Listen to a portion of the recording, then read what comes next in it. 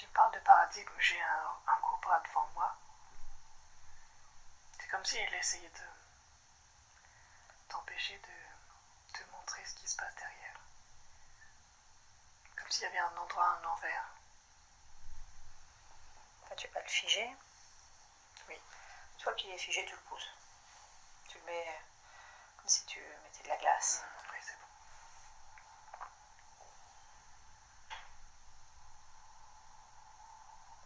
Qu'est-ce que tu vois derrière alors? J'entends, il y a différents paradigmes. Il y a le scientifique qui va changer. Il y a un espèce de truc aussi temporel. Ça, je l'entends. Je le visualise pas trop, mais c'est derrière. Comme si on remontait un peu le temps et comme si on allait explorer une nouvelle ligne. Avec d'autres découvertes, d'autres avancées, que ce soit technologiques, médicales, humaines aussi. C'est une ligne qui est en train de se créer, ou est-ce qu'on va sur cette ligne qui est déjà existante? Elle est déjà existante. Donc ça veut dire qu'il y a déjà un historique sur cette ligne de temps? Oui, derrière, mais pas devant. Comme si on cherchait à construire cette ligne-là, mais qu'elle est justement encore à construire.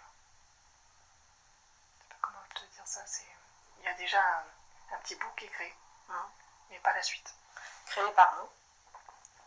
Non. Créé par qui alors? Tout de suite, j'ai quelque chose de robotique, humanoïde. Mais assez neutre. Cette ligne de temps, cette autre réalité, est-ce qu'elle est bénéfique pour l'humain? C'est plus dans le contrôle. C'est comme si la ligne, si nous laissait évoluer sur la ligne actuelle, ce serait plus humain, moins contrôlable, plus chaotique. Alors que la nouvelle ligne, c'est beaucoup plus facile à contrôler en termes de paramètres. Donc on veut nous emmener vers cette ligne-là, on est bien d'accord? Oui. Où est-ce qu'on en est par rapport à ça? Est-ce qu'on y va ou pas? C'est 30%. Parce qu'il y a une troisième ligne qui se dessine. C'est quoi la troisième? Et celle-là, elle est floue parce qu'elle est entre deux. Oui, parce qu'on ne veut pas te la montrer. Oui. Mais elle existe. Quand on parlait tout à l'heure de la notion de réalité quantique où tout le champ des possibles existe en simultané et que en fait la réalité se crée sur celle où nous allons poser notre regard, est-ce que tout est fait pour que justement nous posions notre regard sur cette spécifique ligne de temps? Oui. Si maintenant nous, on va poser notre regard sur l'autre ligne, celle qui est plutôt cachée. Oui, c'est mieux pour nous. Qu'est-ce que tu Elle se renforce. Elle se renforce, cette ligne. Et ça crée un meilleur équilibre dans nos corps humains et nos esprits. C'est plus aligné. Ça voudrait dire quoi, plus aligné à ce moment-là? On est moins contrôlable en fait, par d'autres. Moins contrôlable et on est plus libre. Okay. Est-ce que l'arrivée aujourd'hui de l'IA, qu'on voit arriver comme un tsunami qui était déjà là, mais qui arrive encore de façon plus puissante, est-ce que tout cela est fait pour nous emmener sur cette ligne de temps? Oui. Sachant que c'est... comment est-ce qu'on nous le vend? Comment est-ce qu'on nous attire sur cette ligne de temps? Par-delà, tout est méthodique, tu sais, bien rangé, bien classé, bien ordonné. Facile, rapide. Ça donne un aspect froid, mais qui est masqué par le waouh de tout ce que ça peut faire, tu vois, parce que d'un coup, ce que je vois là, c'est toutes ces potentialités mais en numérique. Qu'on ne vit pas, mais on vit dans ce monde virtuel qui nous transporte. Ça transcende un peu l'esprit et on s'oublie en fait. Clairement. Et les réseaux, ils sont pour quelque chose. Oui. Ça met l'humain clairement dans un état vraiment hypnotique si je fais le focus. Donc là, j'ai tout à l'heure avec le waouh, c'était vraiment dans l'esprit, mais quand j'observe un humain, en fait, il est vraiment hypnotisé par cette technologie. Et il devient lui-même un peu robotique. Surtout que j'ai l'impression, quand je regarde de temps en temps, qu'on nous montre toujours le même style d'information. Comme si l'information tournait en boucle et se répétait. Oui. Après, ce que je vois, c'est beaucoup des incitations à la consommation. Parce que ça, d'un côté, c'est comme si cette incitation à la consommation, ça valorisait l'humain. Avec j'ai ça, enfin, c'est un circuit de récompense. Et fort récompense. Sachant que le cerveau réagit à la récompense, c'est la façon la plus facile d'attiser ça. Donc une récompense facile, sans effort. C'est ça. Donc l'humain va peu à peu se programmer à avoir des récompenses rapides, faciles, sans effort. Et du coup, toute cette nouvelle technologie facilitant les choses seront d'autant plus attrayantes. Oui. Quel pourcentage aujourd'hui de personnes qui sont attirées par ça, si tu prends sur 100%? 70%. Quand même. Il y a 35% en balance. Tu vois, ils sont attirés, mais ils contrebalancent un peu. Leur but, c'est d'attirer tout le monde. Ils savent qu'ils n'y arriveront pas tous. Mais le plus grand nombre, oui. Qu'est-ce qui va se passer pour ceux qui n'iront pas dans cette direction? Ils iront sur cette autre ligne, cet intermédiaire-là. Ils ne seront pas contrôlables, donc ça n'intéressera pas ces humanoïdes, en fait. Ça veut dire qu'ils vont se détourner de ceux qui seront sur l'autre ligne? Oui. Ils savent qu'en fait, ils perdent pas de temps maintenant. Ils veulent. L'idée, c'est vraiment avoir une grande majorité, et puis les autres, ils perdent pas de temps.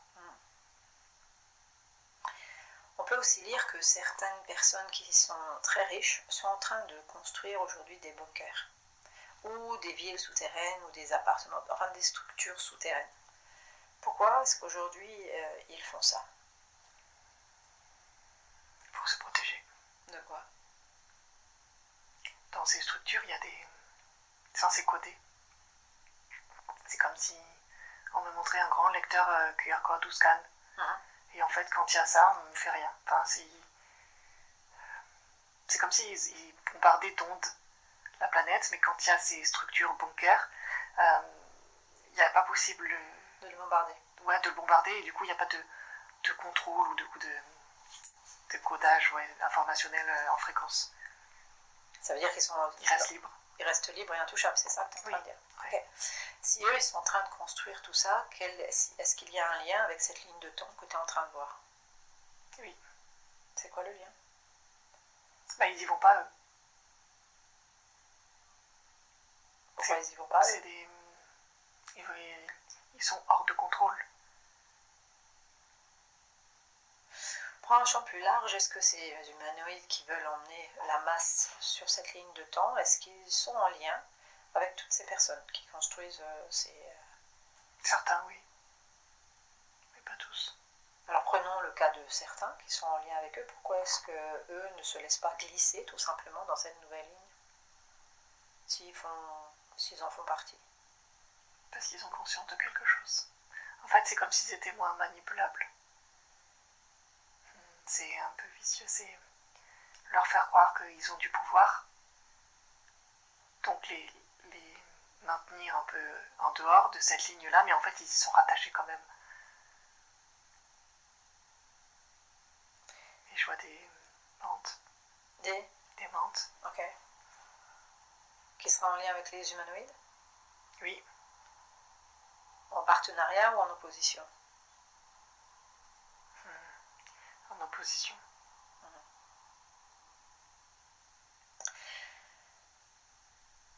Tous ceux qui sont en train de construire ces villes, ces bunkers, d'après eux, il devrait se passer quoi? Apocalypse. prochainement.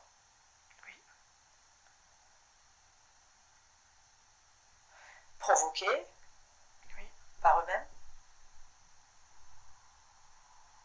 Oui, fléaux, j'entends les fléaux. Oui. Ce qui m'interpelle, c'est que dans quel intérêt, sachant qu'aujourd'hui, beaucoup de races en dehors de notre réalité s'alimentent de l'humain.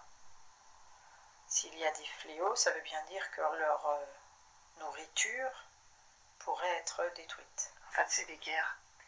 Fléau, j'entends guerre. Et, mais ils s'alimentent quand même.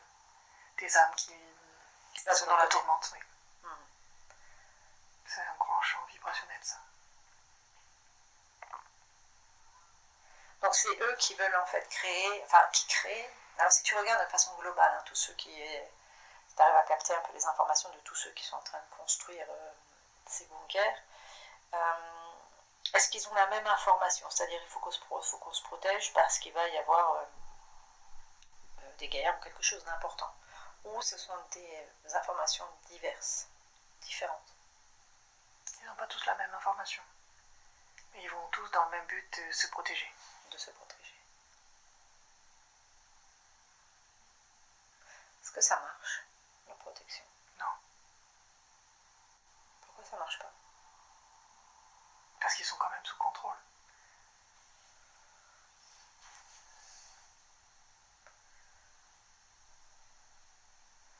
Parce qu'ils vibrent peur. Oui, forcément, puisqu'ils vibrent recherche de sécurité. Donc forcément, ils sont aussi... Et après, il y a des puissants dirigeants, là, quand tu t'approches, il y a tout de suite l'œil, genre le dragon fin qui est là, où tu vas pas t'affauger. Mais eux, en fait, c'est... Ouais, reptiliens. Eux, ils se sentent protégés. Fort. En tout cas, c'est comme s'il y avait une information que quelque chose allait arriver. Ce quelque chose semble ne pas être complètement défini dans ce que il semble y avoir comme information entre guerre, entre fléaux, entre comme si on n'était pas d'accord de la manière dont on allait procéder. Et dans ce que je perçois, c'est des guerres entre eux qui créent ça aussi. Oui, bien d'accord. Tout à fait. Okay, si on ouvre peut-être un des champs du futur possible, le plus proche de notre ligne de temps, ce serait quoi? Il y a beaucoup de désolation. On va se projeter sur cette année qui va arriver, qui est donc au niveau numérologique une année 1. Donc normalement on dit que c'est un nouveau départ, enfin c'est quelque chose de neuf. Qu'est-ce que tu perçois pour cette année, globalement? C'est comme si dans l'esprit collectif, il y avait de l'espoir. Ouais. Rebâtir, de changer les choses. Mais c'est comme si par-dessus cet espoir, je vois une coque. C'est enfermé, et pas un potentiel de création illimité. Il n'est pas illimité, c'est ça que tu es en train de dire. Oui, c'est ça. Il pourrait l'être, mais cette coque le rend...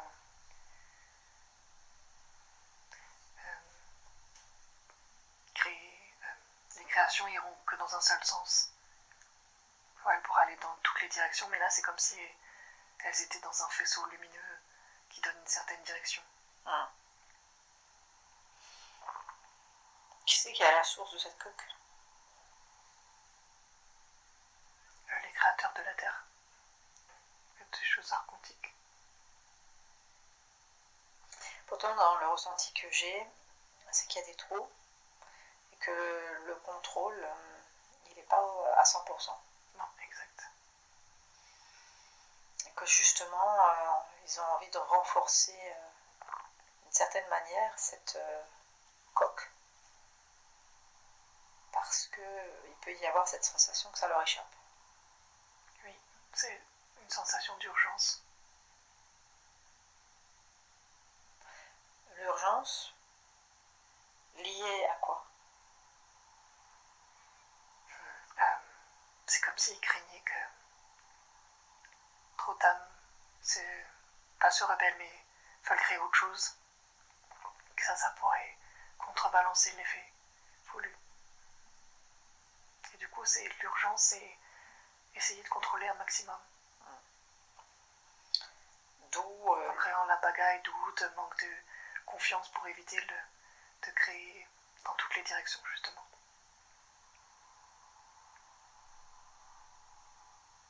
Pour créer cette confusion, en fait. Oui. Qu'est-ce qui fait qu'on est dans une période charnière à l'heure actuelle? Est-ce que c'est un cycle et que c'est le moment où il y a quelque chose de l'ordre de l'univers. Donc qui est hors de leur contrôle, on est bien d'accord? Oui. Des forces, tu sais, de positionnement, planète, enfin, de particules, de choses qui ne contrôlent pas du tout.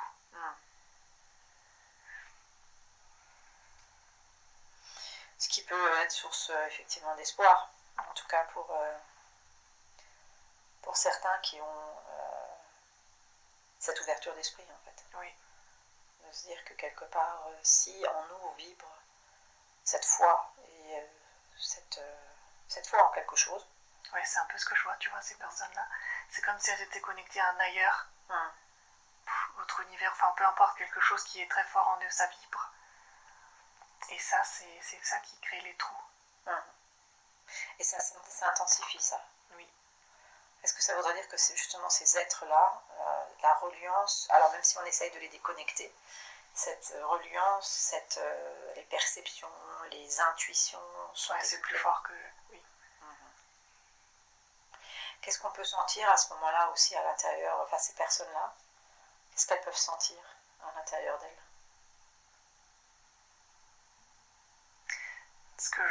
Une certaine stabilité, une force intérieure. Comme l'appel d'un ailleurs, mais en eux. Enfin, c'est difficile à décrire.